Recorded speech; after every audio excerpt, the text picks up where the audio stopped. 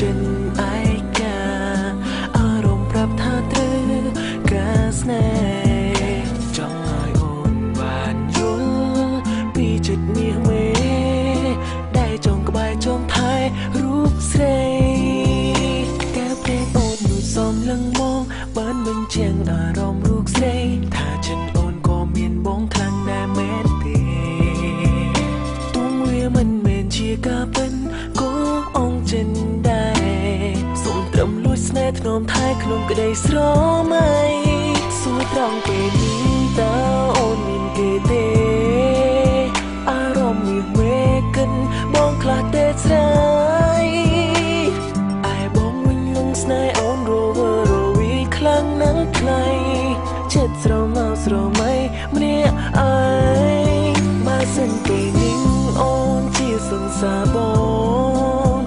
ងនឹងថ្នាក់ថ្នមឲ្យអងពីចិនដាដៃអូនមិនឲ្យអ្នកណាបង្ហាមមើលអ្នកផ្សេងណាជីវ៉ាសង្ឃឹមថាខ្លាចជាការពិននោះចង់ពីតើអូនមានគេទេអារម្មណ៍មេកិនបងខ្លាចទេស្រីឯបងមិនលងស្នេហ៍អូនរវើរវីខ្លាំងណាស់ថ្លៃ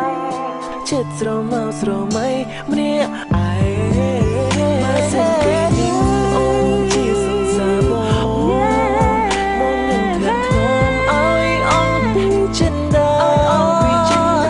ដៃអូនមិនឲ្យអ្នកណាបង្ហាមមើលអ្នកផ្សេងណាជីវ៉ាសង្ឃឹមថាខ្លាចជា